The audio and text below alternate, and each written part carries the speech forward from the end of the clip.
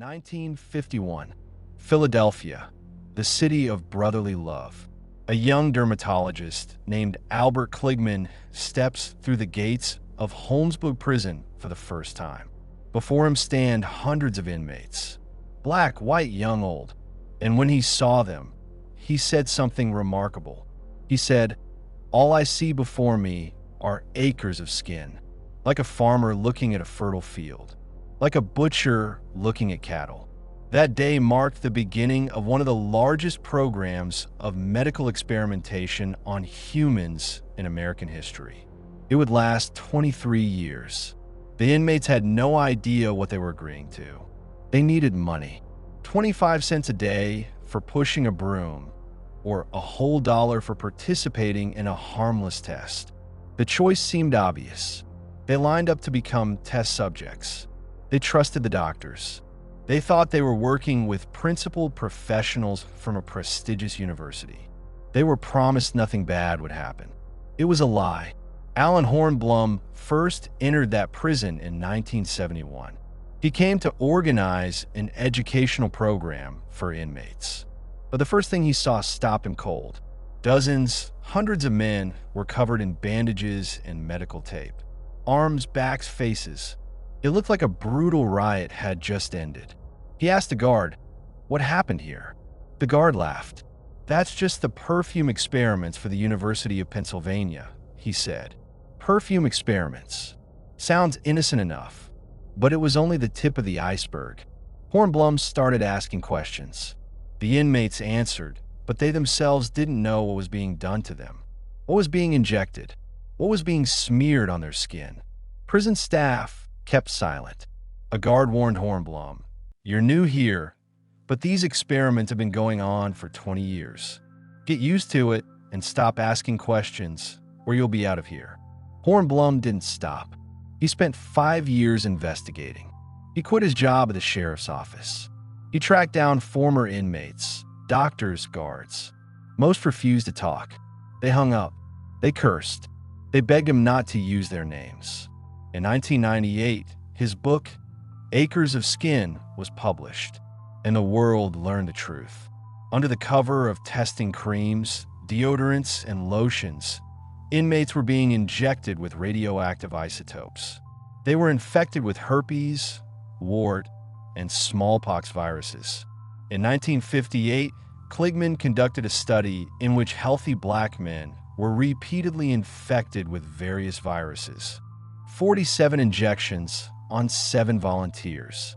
They were injected with viruses in their forearms, palms, faces, scalps, and genitals. All of them developed lesions. But the worst was yet to come.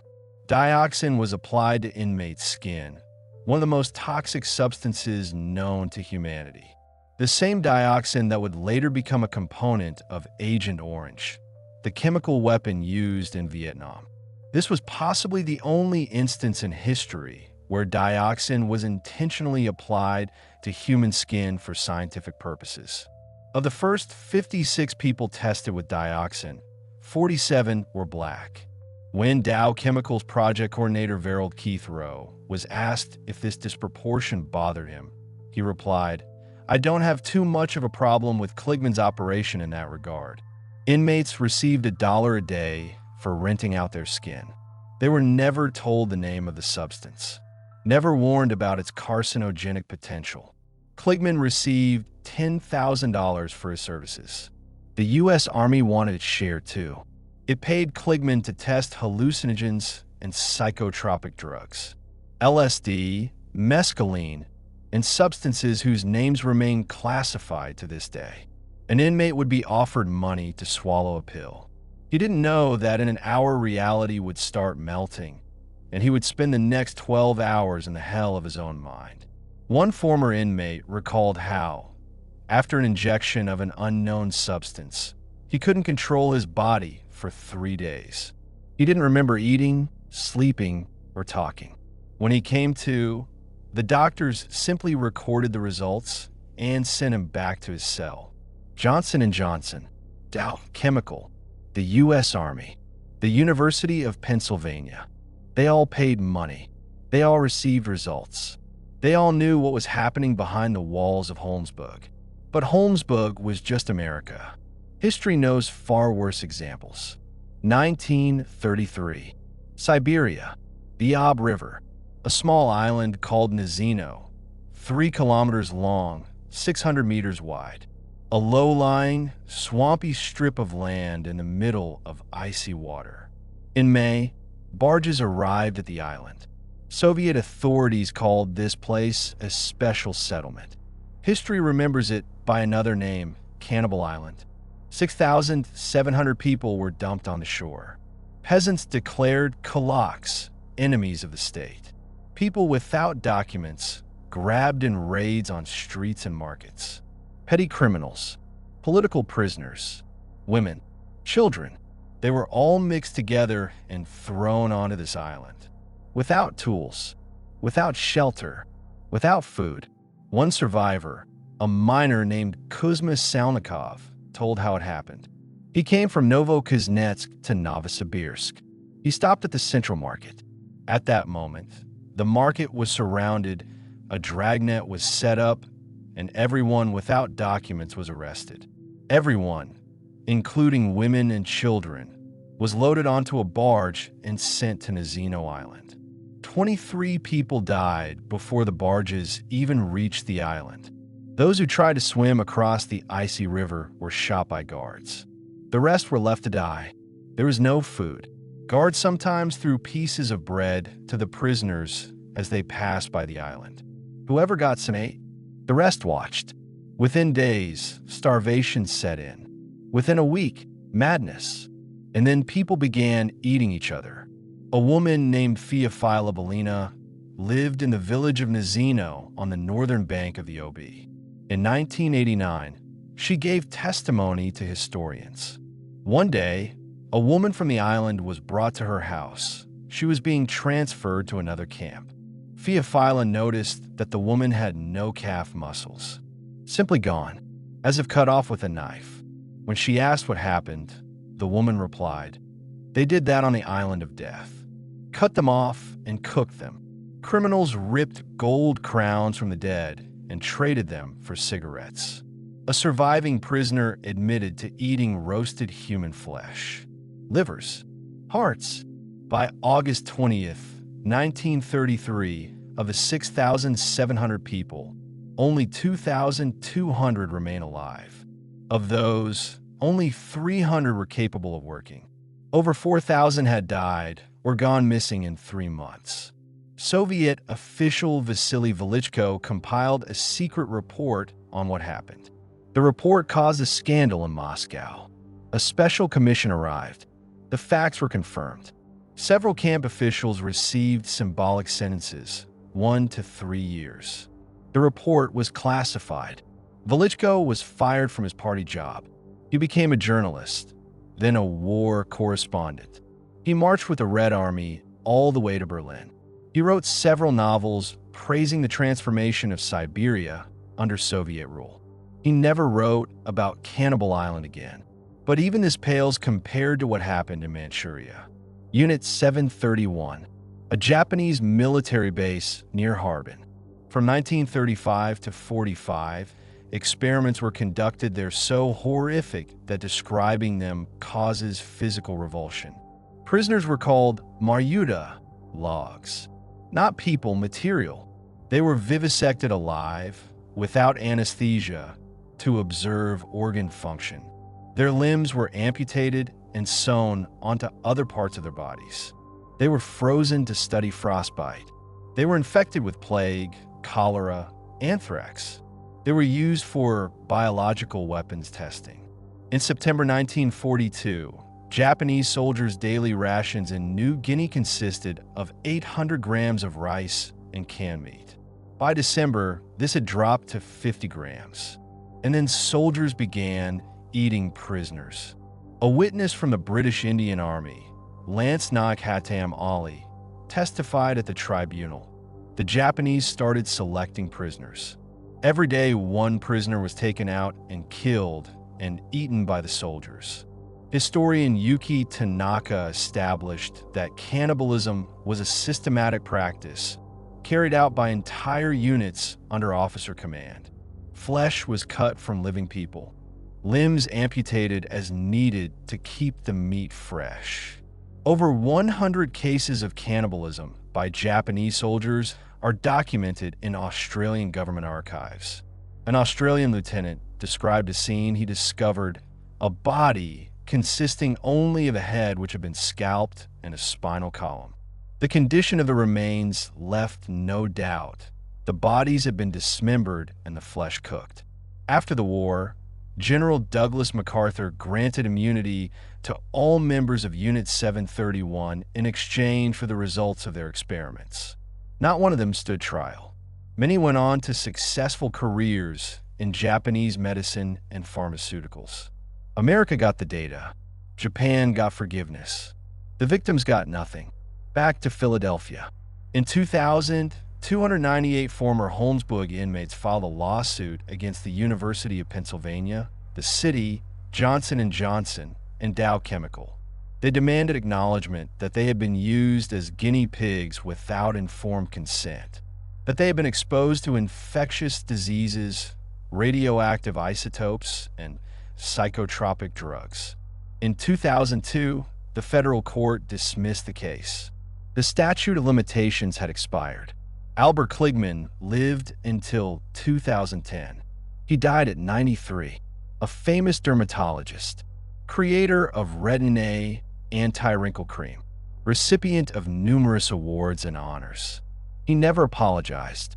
In 2003, a group of surviving Holmesburg inmates staged a protest outside the College of Physicians of Philadelphia. That day, the college was presenting Kligman with a Lifetime Achievement Award. The protesters were ignored. The award was presented. 20 years later, in 2023, the college finally apologized. The award was rescinded. This apology is long overdue, but it is no less heartfelt for the delay.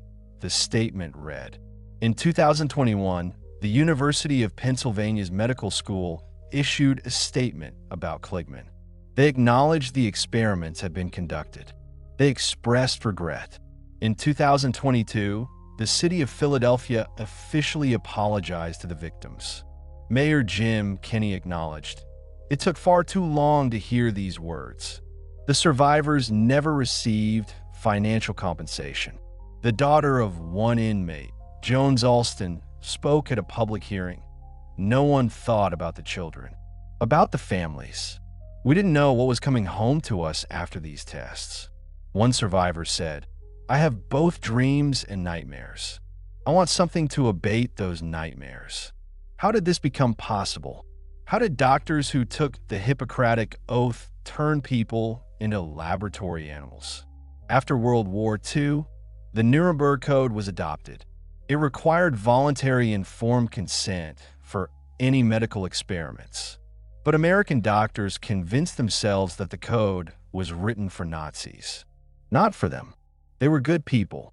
They were advancing science. Alan Hornblum explained it this way: no one saw a contradiction between the Nuremberg Code and what was going on in prisons.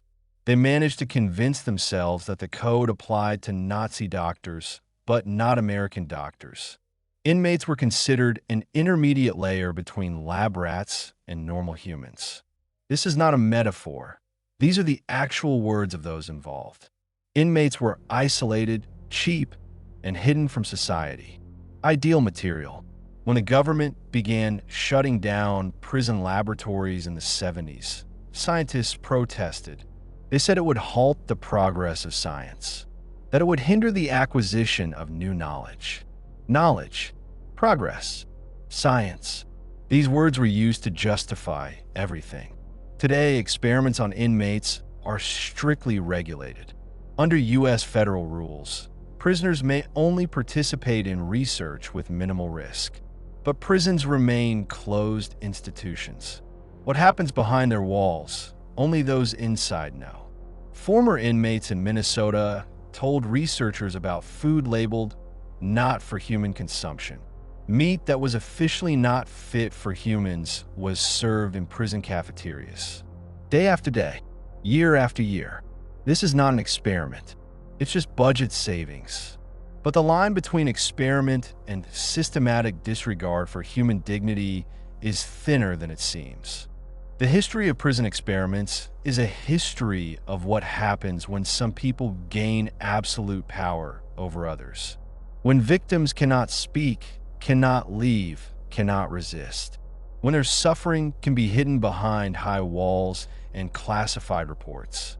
The Nuremberg Code was written in the blood of Nazi experiment victims.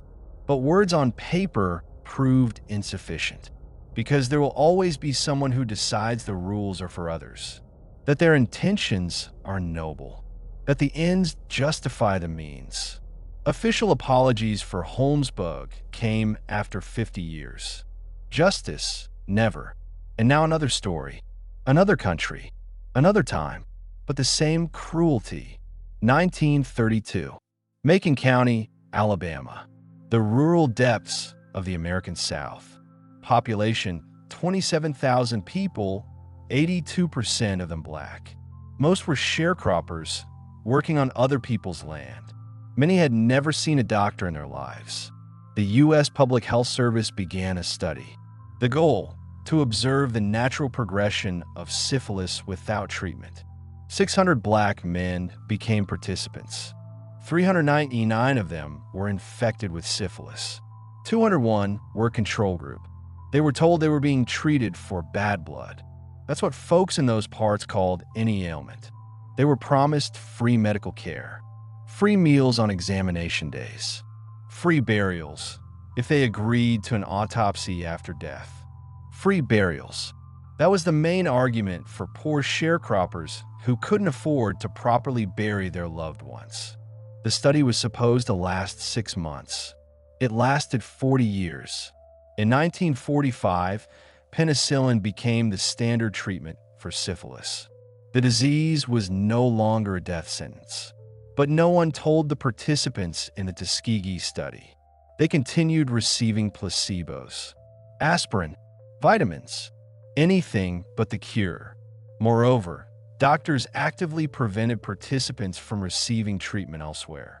When venereal disease treatment programs opened in the county, the men from the study were not included.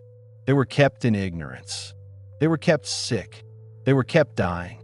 To get the men to come in for painful spinal taps, doctors sent out letters with the heading "Last Chance for Special Free Treatment."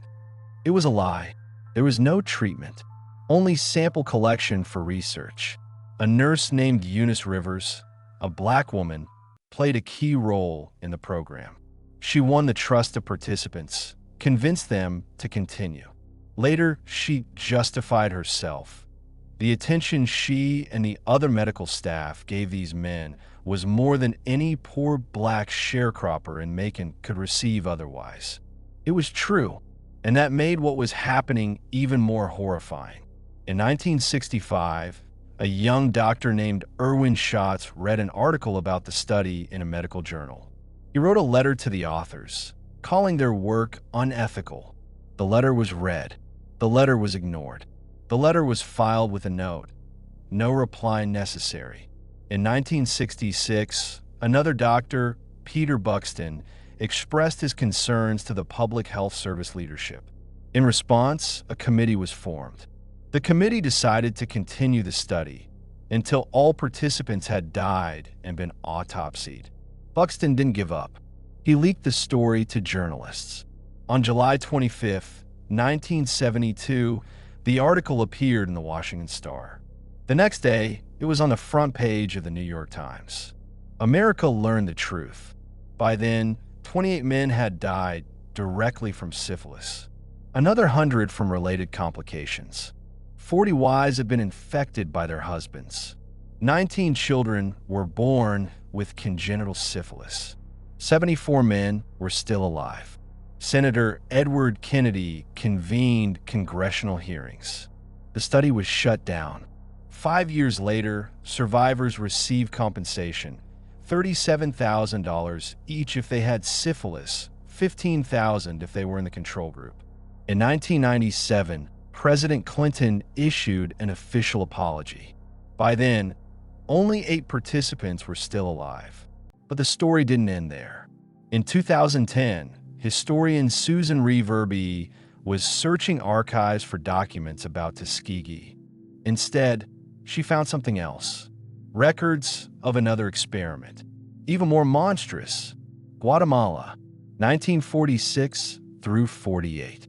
The same Dr. John Cutler, who would later become a lead researcher at Tuskegee, was conducting experiments in Central America. Nearly 700 people, prisoners, soldiers, and psychiatric patients, were deliberately infected with syphilis, gonorrhea, and chancroid. Without their knowledge, without their consent. How was it done?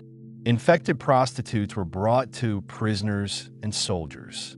Those who didn't become infected naturally were given the infection directly, through skin cuts, through injections.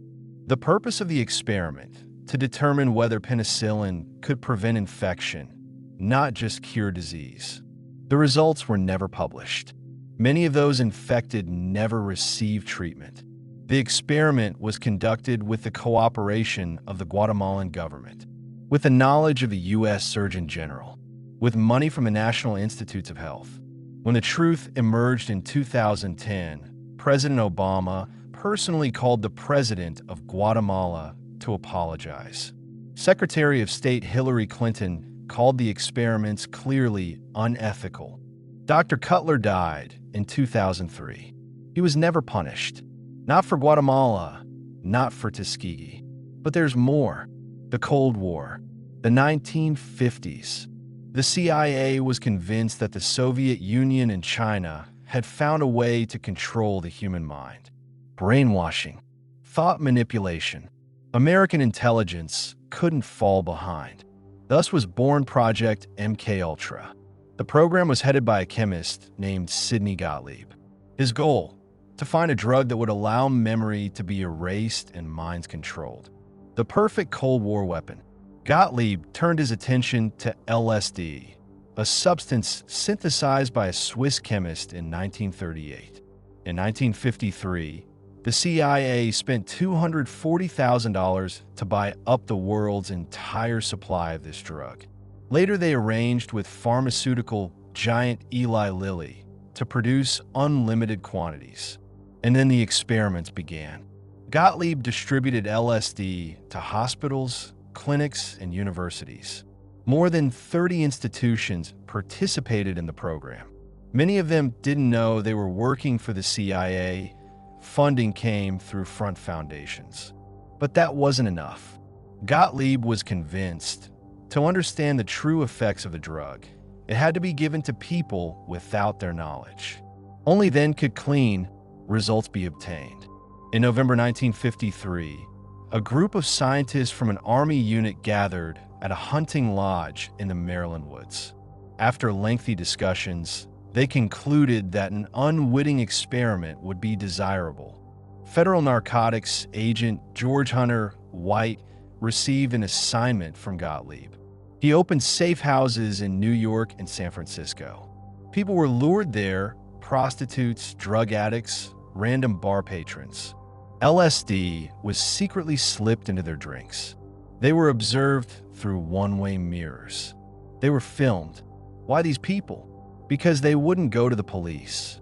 A prostitute wouldn't complain about what happened to her in a brothel. An addict wouldn't tell authorities about a strange trip. No one would believe them. Prisoners were especially valuable material. They agreed to experiments in exchange for reduced sentences or extra privileges. Whitey Bulger, future organized crime boss of Boston, was serving time at the federal penitentiary in Atlanta in 1957. He was offered participation in an experiment supposedly aimed at finding a cure for schizophrenia. He agreed. Later, Bulger described what happened. 8 convicts in a panic and paranoid state. Total loss of appetite. Hallucinating. The room would change shape. Hours of paranoia and feeling violent.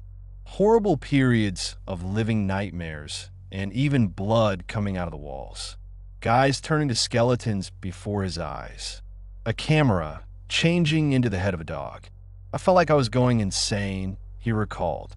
In Kentucky, at the Federal Hospital for Drug Addicts, Dr. Harris Isbell conducted even crueler experiments. 7 black patients were given LSD for 77 consecutive days. When they developed tolerance to the drug, the dose was doubled, tripled, quadrupled. One patient, William Henry Wall Sr., ended up at that hospital due to addiction to painkillers. He left with a shattered psyche. The LSD he was given without explanation drove him to madness. His son wrote a book about it, From Healing to Hell. In November 1953, a tragedy occurred that would later become a symbol of the entire program. Dr. Frank Olson, a scientist with the Army's Special Operations Division, was present at that meeting in the hunting lodge. Without his knowledge, LSD was slipped into his cognac. Several days later, Olson threw himself from a hotel window in New York. He was 43 years old. The official version, suicide due to depression. The family was told he died in a work accident.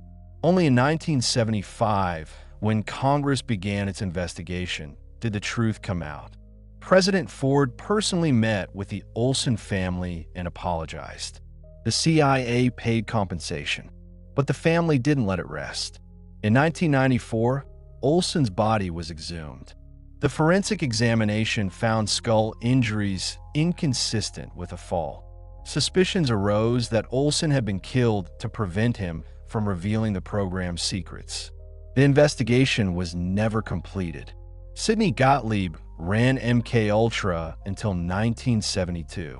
When he retired, he ordered all program documents destroyed. CIA Director Richard Helms signed the order.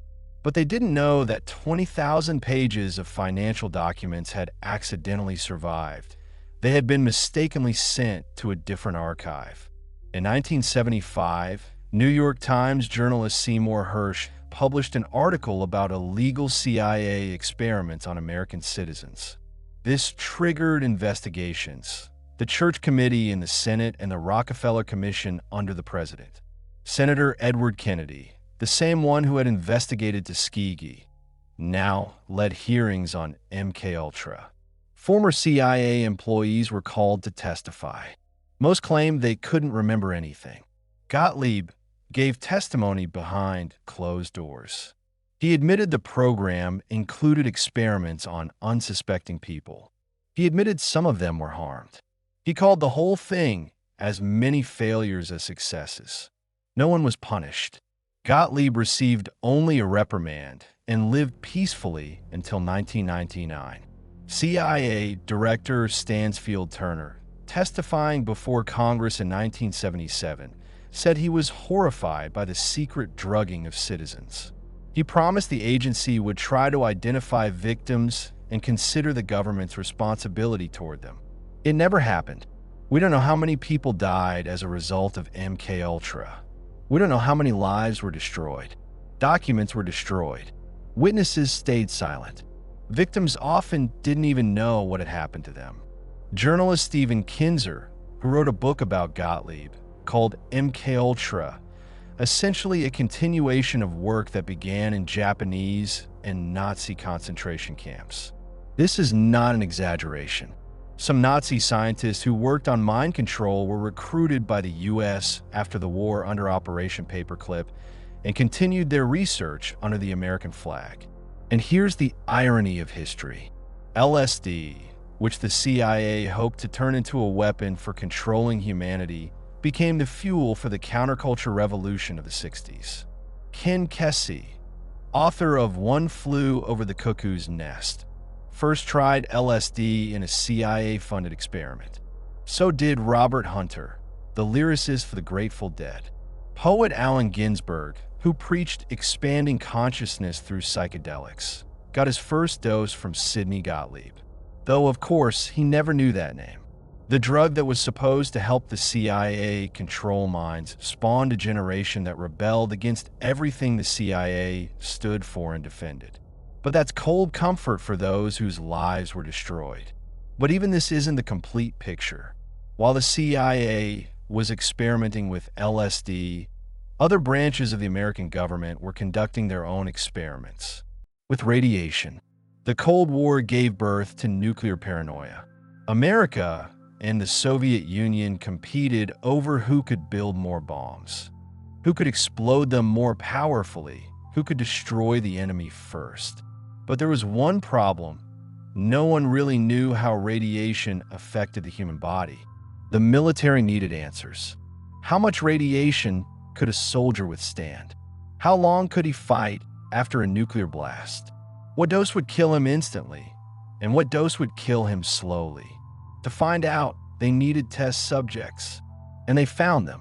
From 1944 through 74, the U.S. government conducted thousands of radiation experiments on humans.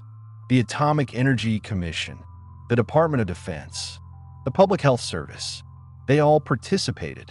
In 1945, while Manhattan Project scientists were preparing to detonate the first atomic bomb, they needed to understand what plutonium does to the human body. They found 18 people, most of them seriously ill hospital patients, and injected them with plutonium.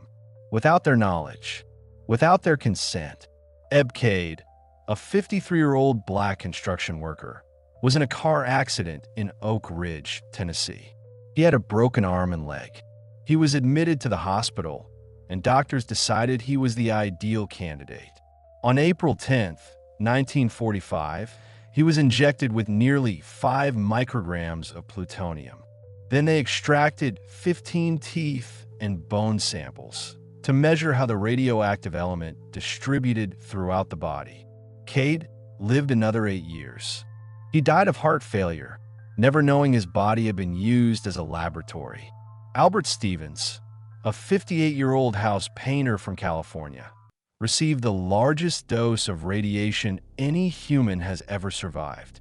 Doctors mistakenly diagnosed him with stomach cancer and decided he would die soon. They injected him with plutonium to study how the substance would behave in a dying body. But Stevens didn't have cancer. He lived another 20 years with plutonium inside him. When he died in 1966, his body was secretly exhumed and his organs taken for research. The family only learned about it in 1995. 4-year-old Simeon Shaw was brought from Australia to the United States for treatment.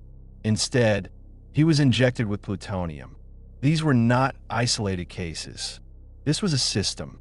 At Vanderbilt University, 800 pregnant women were given radioactive iron in the late 40s. They were told it was vitamins. Their children were born, and scientists observed how radiation affected their development. At the Fernald School in Massachusetts, an institution for children with developmental disabilities, students were fed radioactive cereal for breakfast. It was called the Science Club. Children were promised extra food portions and field trips if they participated. Parents were sent consent letters, but the letters didn't mention radiation. In Cincinnati, from 1960 through 71, Dr. Eugene Singer irradiated more than 90 cancer patients, mostly poor, black patients with inoperable tumors. He forged consent forms. He didn't explain the risks. Patients received doses of 100 rads or more. It made them vomit rather than pain.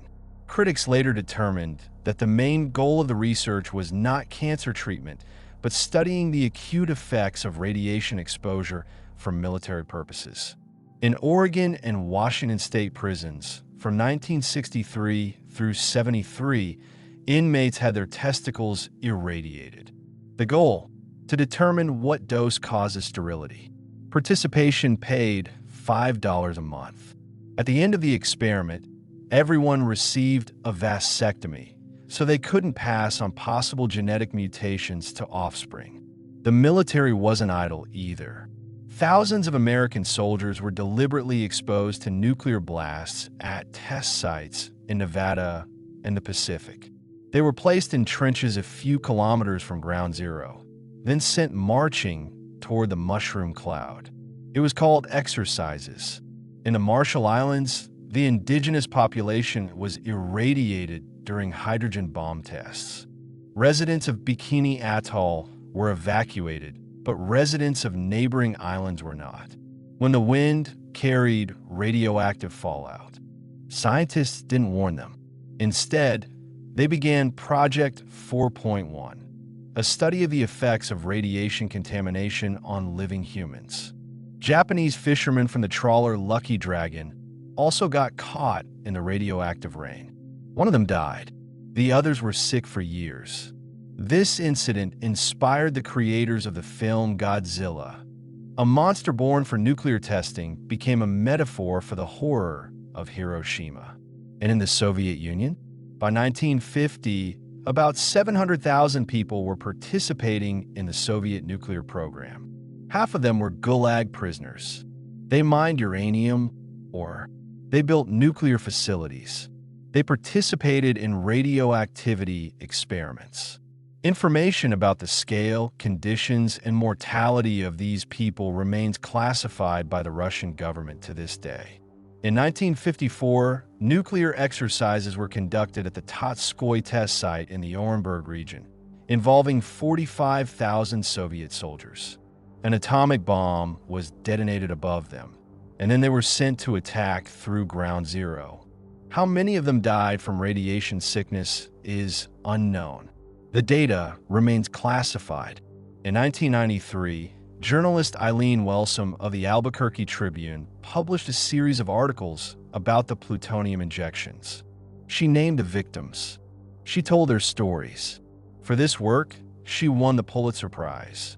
President Clinton created the Advisory Committee on Human Radiation Experiments. The commission worked for a year and a half. Millions of pages of documents were declassified. Public hearings were held across the country. In 1995, the commission published its final report. It came out on October 3rd, the same day the verdict in the O.J. Simpson trial was announced. All media attention was focused on the football player's trial. The report about thousands of victims of radiation experiments was barely noticed.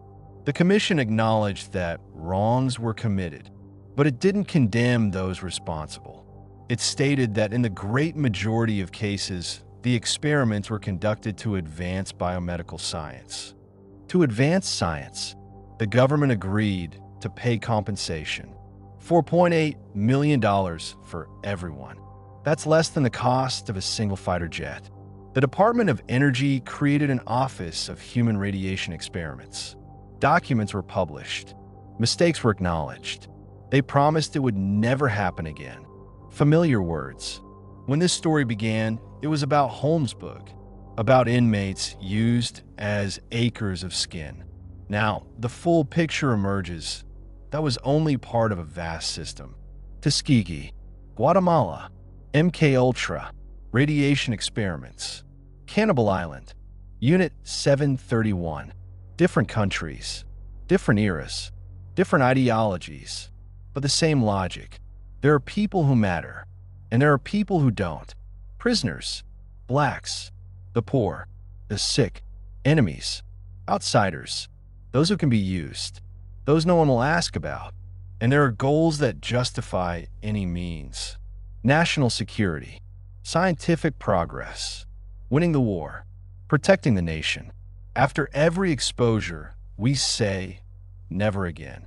We create commissions, pass laws, write codes of ethics, the Nuremberg Code, the Declaration of Helsinki, the Belmont Report, and then time passes and we learn of new experiments, new victims, new crimes committed in the name of the state, science, security.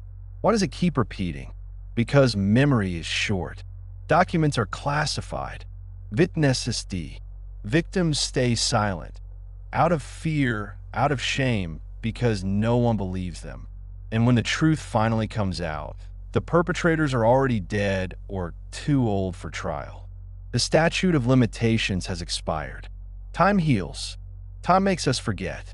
And because there will always be people who convince themselves it's necessary, that the victims aren't quite human, that their suffering is an acceptable price for a great goal. Dr. Kligman looked at inmates and saw acres of skin. a fertile field for experimentation. Doctors at Tuskegee looked at black sharecroppers and saw ideal material for studying disease. Manhattan Project scientists looked at hospital patients and saw vessels for plutonium. They didn't consider themselves villains. They considered themselves scientists, pioneers, defenders of the nation. They did what they believed was necessary. And that's the main lesson. Evil rarely looks like evil. It looks like necessity, like duty, like serving a higher purpose. It speaks in the voice of reason and hides behind good intentions. Nazi doctors in concentration camps also considered themselves scientists. They also kept records, published articles, believed they were serving progress. After the war, we condemned them. We said, this was evil. This was inhuman. We would never do this. And then American doctors continued experiments on prisoners, on blacks, on the poor, on the sick, and Soviet doctors, and Japanese doctors, and many others.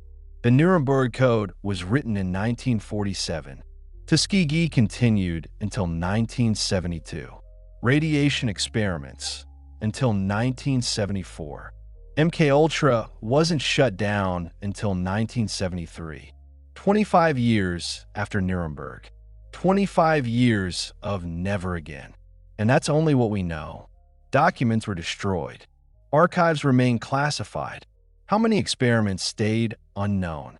How many victims never learned what was done to them?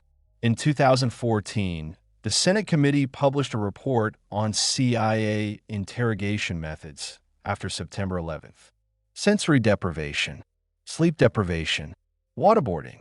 Some techniques were directly borrowed from MKUltra research conducted half a century earlier. History doesn't repeat itself. It rhymes.